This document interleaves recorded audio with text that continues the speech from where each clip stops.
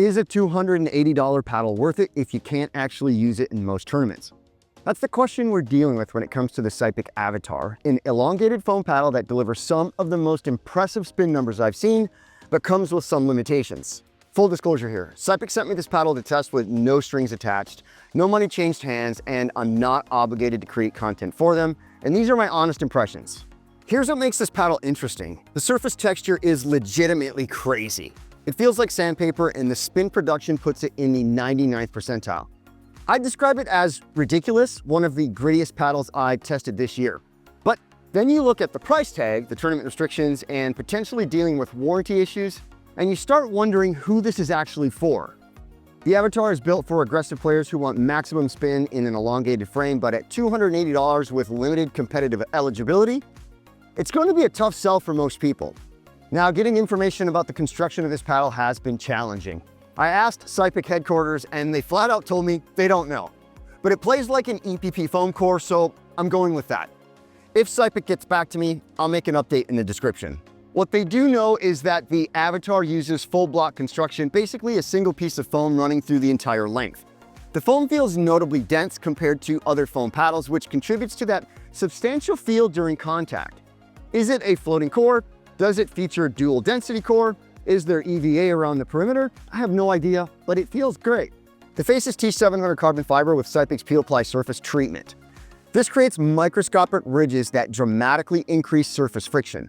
Running your hands across it feels like fine grit sandpaper, and it's still got good grit feeling even after 3 weeks of heavy play, though not nearly as much as the unplayed one that I have, which is to be expected. Now, the handle construction has a ridged octagonal shape designed to prevent rotation, pretty standard. At 4.125 inches circumference, it runs smaller than average, and I found the stock grip feels thin and definitely needs an overgrip for better comfort, which 99% of you are going to add anyway. So it's very similar, if not identical, to the handle that Selkirk uses on the 008s. Here's where some things get problematic. It's only UPA-A approved. This restricts tournament play to UPA events exclusively. If you primarily compete in the USAP sanctioned tournaments, which is basically every local tournament, this paddle simply isn't an option regardless of performance. The 5.75-inch handle length provides more than enough room for 200 backhands while maintaining good leverage for one-handed shots, though I'd rather see this in a 5.5-inch handle. Look, the tech package here shows some good promise, but there are questions about practical usability for most competitive players. The spin production is genuinely impressive, but the tournament restrictions and pricing make this a very niche option. So let's dive into the numbers because they tell the real story of what this paddle is all about. The static weight came in at 8.26 ounces, which is heavier than the elongated average in my database at 8.03 ounces. That extra weight contributes to the solid feel and helps with ball pocketing during contact. The swing weight of 119.8 is pushing heavier than the average of 117, but that translates into good plow through and some added stability and heft, more than its twist weight number suggests. Speaking of twist weight, it measured at 6.2, which is marginally below the elongated average at 6.17. While that suggests less stability on paper, the Avatar plays more stable than that number suggests. So there's good resistance to paddle rotation on off-center hits due to its heft. The balance point of 24.2 centimeters creates a moderately head-heavy feel without becoming unwieldy during quick exchanges. Dimensionally, 16.5 inches by 7.375 inches wide puts this squarely in the elongated territory, giving you that extra reach. So here's where it gets interesting. Spin came in at 2,387 RPM, 99th percentile for spin production. This confirms what you feel immediately. The ball bites and releases with exceptional spin. And there's a reason QD, its primary sponsored player, is known as the Avatar ball bender. Serve speed testing showed 59.6 miles per hour, 92nd percentile. Excellent numbers. Punch volleys came in at 38.3 miles per hour, 87th percentile, with a firepower score of 89, so you're getting strong power across the board. This paddle produces a notably muted tone compared to other foam paddles.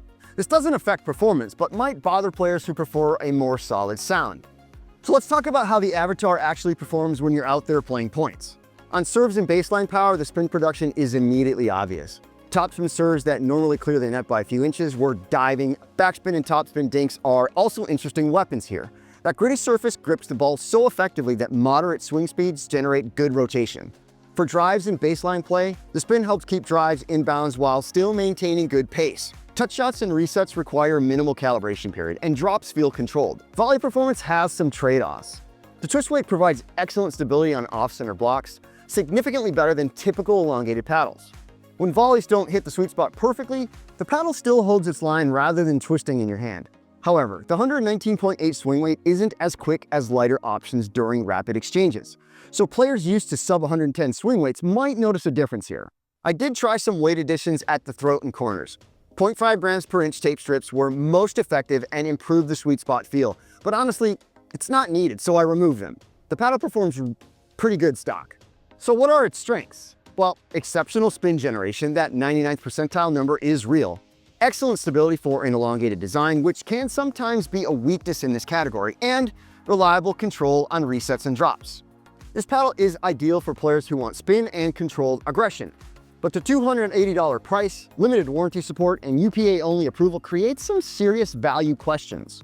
So if you're interested in this paddle but looking for alternatives, you have some solid options that are less expensive and tournament legal pretty much everywhere. Check out the Bread and Butter Loco, which comes in 3 shapes and offers full USAP certification. It's a foam paddle that delivers excellent performance at a lower price point with tournament eligibility everywhere. It's $199 before code MPB, which should drop it down to around $162. The Rhombus Quanta series comes in 5 different shapes, so you've got a ton of options to find what one works for your game, and they're all super light. These are budget-friendly paddles that punch well above their weight class once you add some customization. They're $99 after code MPB. And then there's the NF series from Honolulu Pickleball, which will play on the stiffer side. It's $195 before code MPB. All of these alternatives give you full tournament approval and cost significantly less than the Avatar's $280 price tag. The performance might not match the Avatar's 99th percentile for spin numbers, but you'll actually be able to use them in USAP tournaments and hardly notice a difference. The Avatar targets aggressive baseline players who prioritize spin generation and controlled power. If you thrive on heavy topspin drives and prefer elongated reach advantages, this delivers exceptional performance. Budget-conscious players have better options at lower prices with full certification. At $280 before code NPB, the Avatar sits about $100 above competitors like the Loco and almost $200 above the Quanta, offering similar performance categories. The premium pricing becomes harder to justify considering the UPA-only certification. So would I recommend the Avatar given the other options on the market today? Look, if you need a UPA-approved paddle, maybe, but if not, then no. Because there are so many excellent options on the market today that I've already named, and there are many more. But if you want to try it, visit unlimitedpickleballzone.com and use code MPB to save 10%, or reach out to @sypik.usa on Instagram. So that's it. That's the Avatar review. The Sypik Avatar delivers exceptional spin production and stability in an elongated package, but the $280 price, UPA-only approval, and potential future warranty issues does limit its appeal. So are you willing to pay premium pricing for best-in-class spin with limited tournament eligibility? Let me know in the comments below. Remember to check the description for discount codes and links. If this review was helpful, hit that like button and subscribe. Thanks for watching, and I'll see you in the next one.